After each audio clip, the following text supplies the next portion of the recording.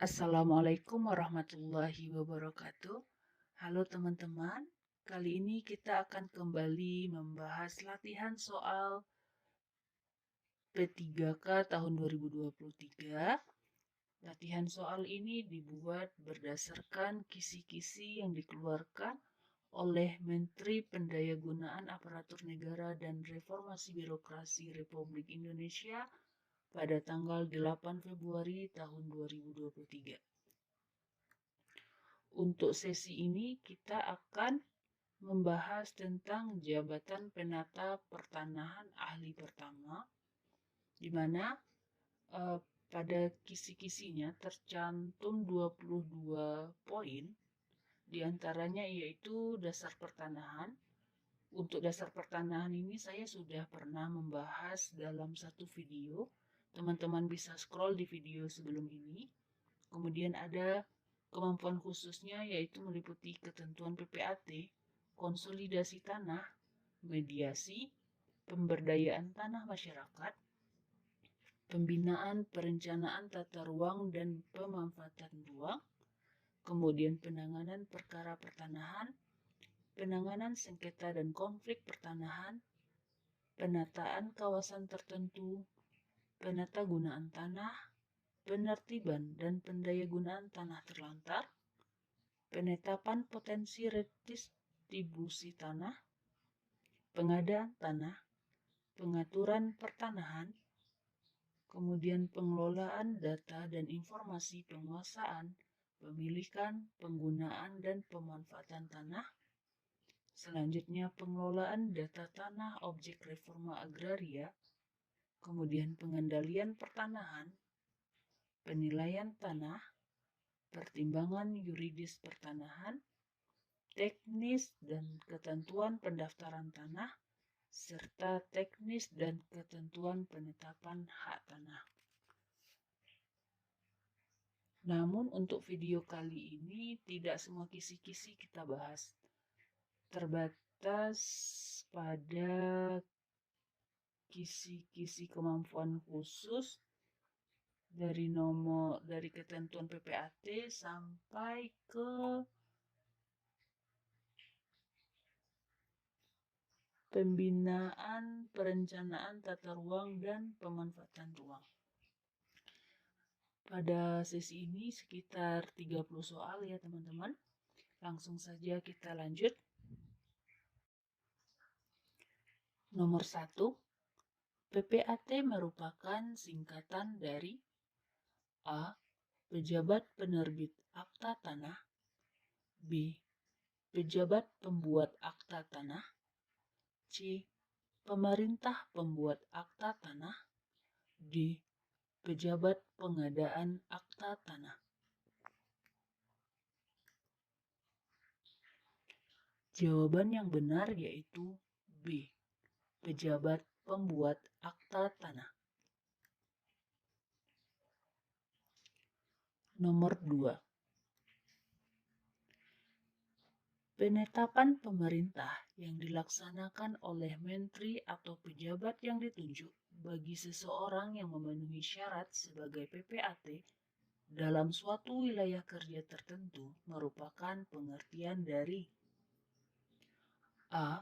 Pengangkatan PPAT, B. Pelantikan PPAT, C. Penerbitan PPAT, D. Pengadaan PPAT.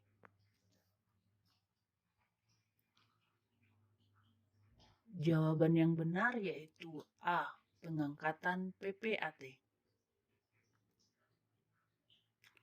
Soal nomor 3.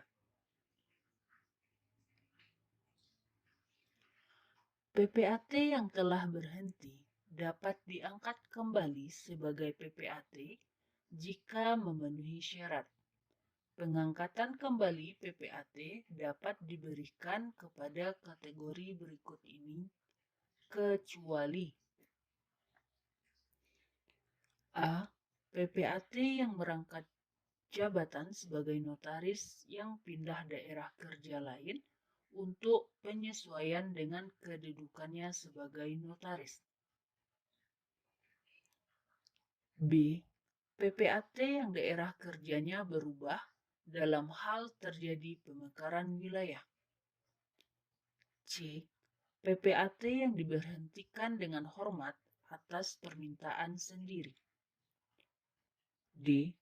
PPAT yang berhenti atas permintaan sendiri dengan maksud untuk pindah daerah kerja lain dengan syarat telah melaksanakan tugasnya paling singkat 2 tahun.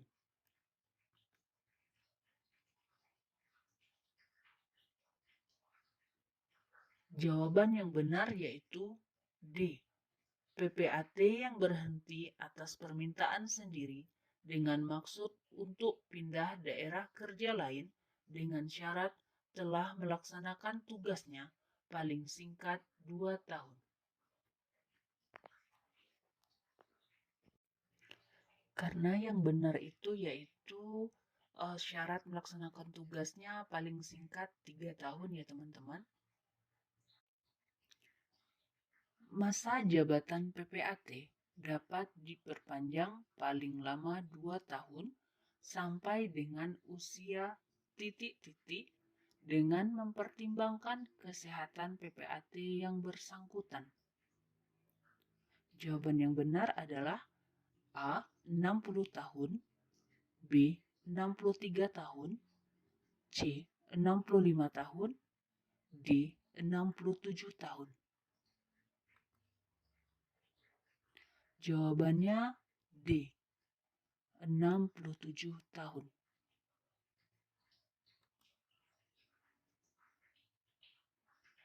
Soal nomor 5. PPAT dapat diberhentikan dengan hormat karena hal berikut, kecuali A. Permintaan sendiri, B. Tidak lagi mampu menjalankan tugasnya karena keadaan kesehatan badan atau kesehatan jiwanya, C. Berada di bawah pengampuan secara terus-menerus lebih dari 3 tahun, D. Melakukan pelanggaran berat terhadap larangan atau kewajiban sebagai PPAT.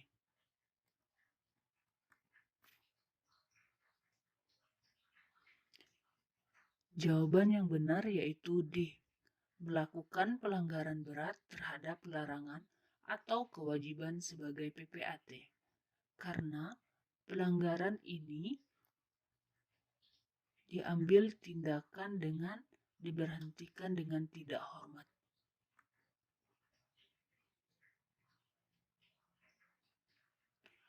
Berikut ini merupakan kegiatan dalam pembinaan PPAT oleh daerah, yaitu A. Penentuan kebijakan mengenai pelaksanaan tugas jabatan PPAT. B. Pemberian arahan pada semua pihak yang berkepentingan terkait dengan kebijakan di bidang PPAT. C. Memastikan PPAT menjalankan tugas dengan fungsi sesuai dengan kode etik. D.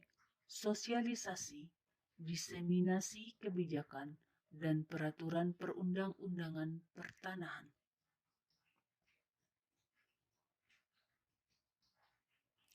Jawaban yang benar yaitu D. Sosialisasi, diseminasi kebijakan, dan peraturan perundang-undangan pertanahan.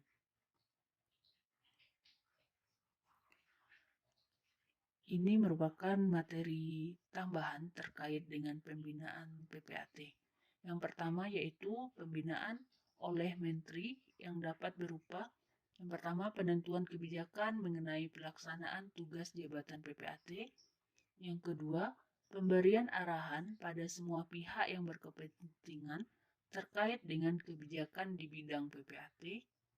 Yang ketiga, menjalankan tindakan yang dianggap perlu untuk memastikan pelayanan PPAT tetap berjalan sesuai dengan ketentuan peraturan perundang-undangan, serta yang keempat, memastikan PPAT menjalankan tugas dan fungsi sesuai dengan kode etik. Selanjutnya, pembinaan oleh Kepala Kantor Wilayah BPN dan Kepala Kantor Pertanahan. Ini disebut juga dengan pembinaan oleh daerah yang dapat berupa yang pertama yaitu penyampaian dan penjelasan kebijakan yang telah ditetapkan oleh Menteri terkait pelaksanaan tugas PPAT sesuai dengan ketentuan peraturan perundang-undangan. Yang kedua, sosialisasi, diseminasi kebijakan dan peraturan perundang-undangan pertanahan. Yang ketiga, pemeriksaan ke kantor PPAT dalam rangka pengawasan secara periodik. Serta yang keempat yaitu pembinaan terhadap pelaksanaan tugas dan fungsi PPAT sesuai kode etik.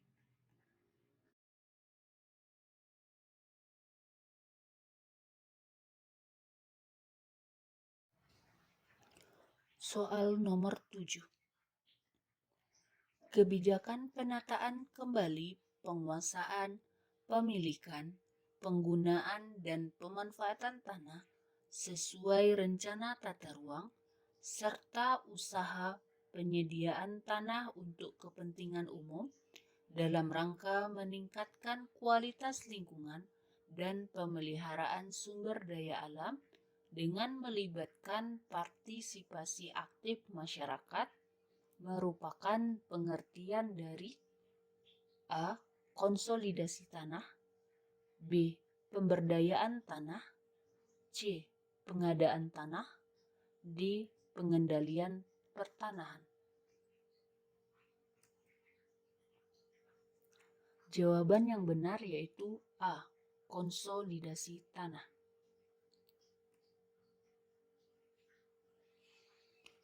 Konsolidasi tanah dapat diselenggarakan apabila disepakati oleh paling sedikit titik-titik dari peserta konsolidasi tanah.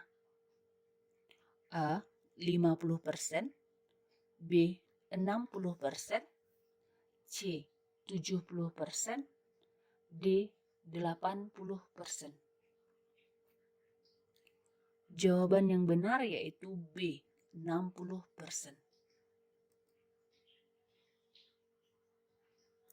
Berikut ini merupakan bagian dari pengolahan data konsolidasi tanah kecuali A.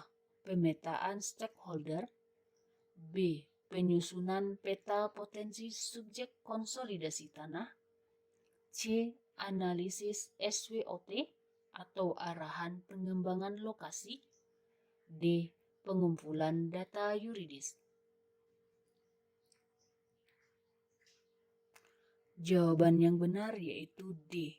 Pengumpulan data yuridis.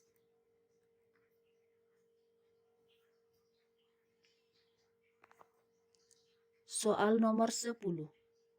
Salah satu proses alternatif penyelesaian masalah dengan bantuan pihak ketiga atau mediator dan prosedur yang disepakati oleh para pihak di mana mediator memfasilitasi untuk dapat tercapai suatu solusi perdamaian yang saling menguntungkan para pihak.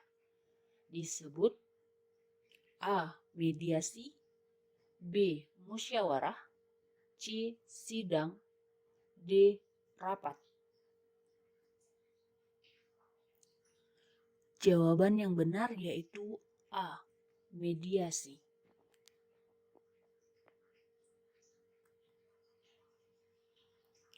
Soal nomor 11.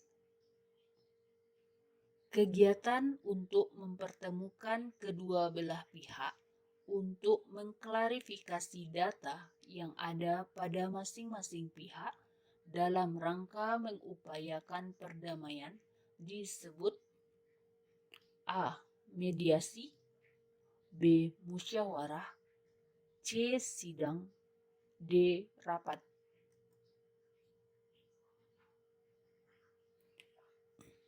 Jawaban yang benar yaitu B. Musyawarah. Soal nomor 12. Permasalahan pertanahan yang memiliki nuansa atau aspek sosial dan politik yang luas disebut A. Konflik, B. Sengketa, C. Perkara, D. Permasalahan. Jawaban yang benar yaitu A. Konflik.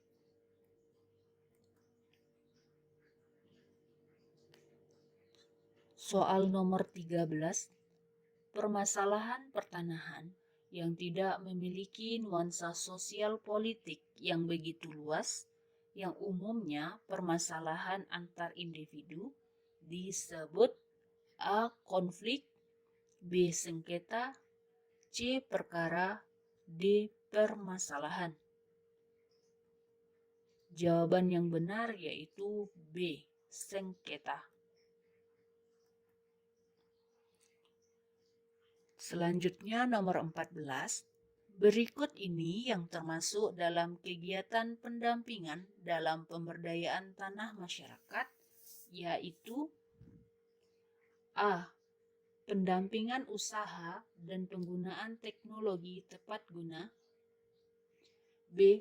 Fasilitasi akses permodalan dan fasilitasi akses pemasaran off-taker, C. Pendampingan usaha dan fasilitasi akses pemasaran off-taker, D. Penggunaan teknologi tepat guna dan fasilitasi akses permodalan.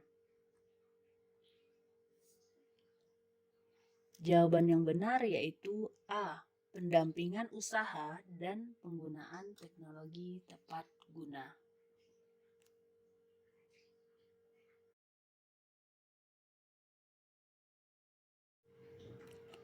Soal nomor 15. Berikut ini yang termasuk dalam rujukan model pemberdayaan tanah masyarakat, yaitu kecuali A. Pemberdayaan tanah masyarakat berbasis kemitraan atau partnership, B. Pemberdayaan tanah masyarakat berbasis penataan tata ruang atau New Spatial Arrangement, C. Pemberdayaan tanah masyarakat berbasis pertanian korporasi atau cooperative farming, D. Pemberdayaan tanah masyarakat berbasis CSR, E. Pemberdayaan tanah masyarakat berbasis kemandirian. Karena yang ditanya kecuali, maka jawabannya yaitu E. Pemberdayaan tanah masyarakat berbasis kemandirian.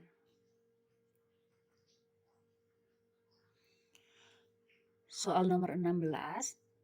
Model pemberdayaan petani melalui kelompok dengan melakukan rekayasa sosial, ekonomi, teknologi, dan nilai tambah merupakan pengertian dari A. Pemberdayaan tanah masyarakat berbasis kemitraan, B. Pemberdayaan tanah masyarakat berbasis penataan tata ruang, C. Pemberdayaan tanah masyarakat berbasis pertanian korporasi, D. Pemberdayaan tanah masyarakat berbasis CSR. Jawaban yang benar yaitu C. Pemberdayaan tanah masyarakat berbasis pertanian korporasi. Selanjutnya soal nomor 17.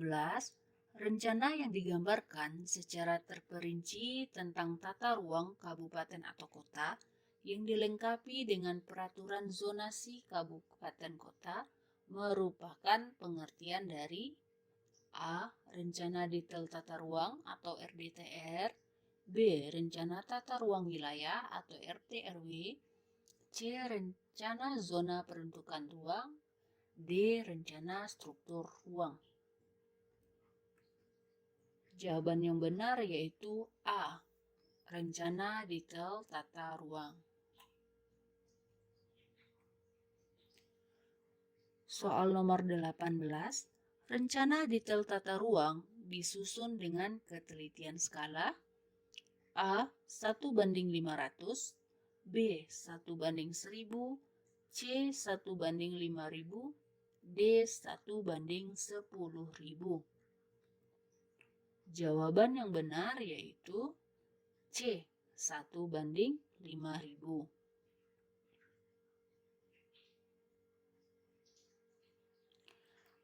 Soal nomor 19. RDTR berlaku dalam jangka waktu 20 tahun dan ditinjau kembali setiap A. 1 tahun, B. 5 tahun, C. 10 tahun, D. 20 tahun. Jawaban yang benar yaitu B. 5 tahun.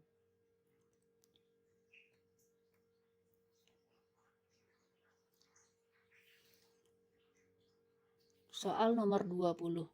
Ketentuan yang mengatur pemanfaatan ruang dan unsur-unsur pengendalian yang disusun untuk setiap zona peruntukan sesuai dengan rencana rinci tata ruang disebut A. Zoning, B. Zoning Regulation, C. Zona, D. Kawasan.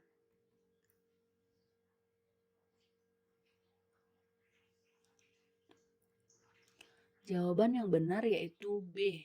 Zoning Regulation. Soal nomor 21.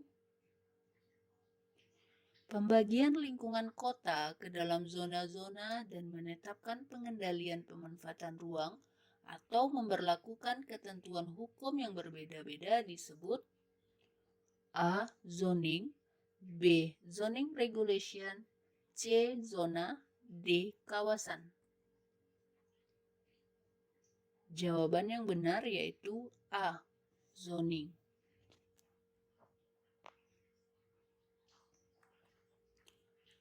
Nomor 22. Kawasan atau area yang memiliki fungsi dan karakteristik lingkungan dan aturan yang spesifik disebut A. Zoning, B. Zoning Regulation, C. Zona, D. Kawasan.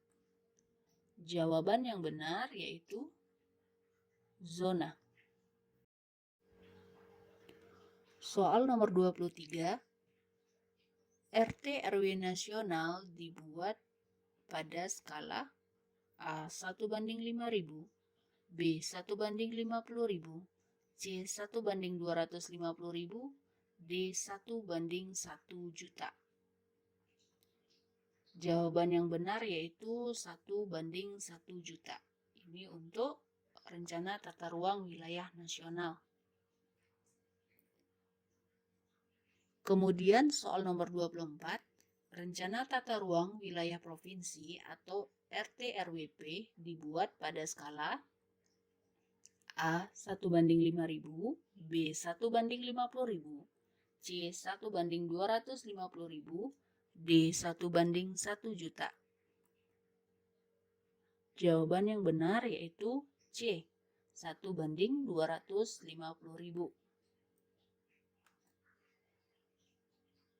Soal nomor 25. Rencana tata ruang wilayah kabupaten atau RT/RW KAP dibuat pada skala A 1/5000, B 1/50.000, C 1/250.000, D 1/1 juta. Jawaban yang benar yaitu B 1/50.000.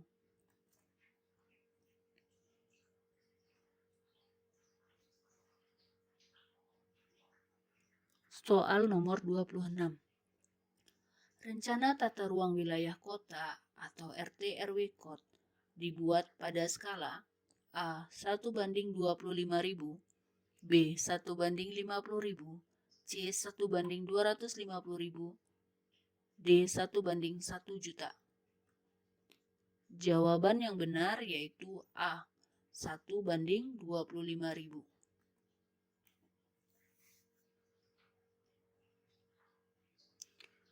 Soal nomor 27. Bagian terkecil dari kawasan perencanaan yang memiliki batas fisik yang jelas disebut A. Blok fisik, B. Sub-blok fisik, C. Sub-subzona, D. Subzona. Jawaban yang benar yaitu A. Blok fisik.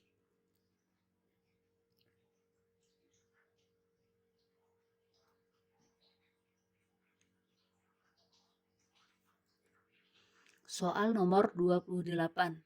Struktur ruang terdiri dari A. Jaringan prasarana dan pusat kegiatan, B. Zona lindung dan zona budidaya, C. Pusat kegiatan dan zona lindung, D. Pusat kegiatan dan zona budidaya.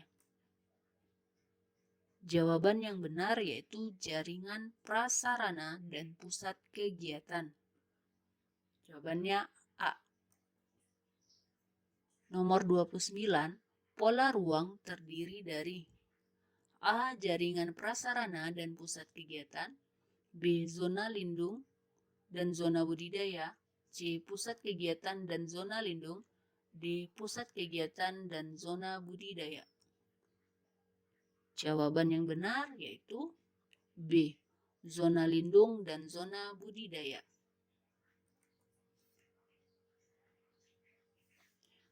Soal nomor 30.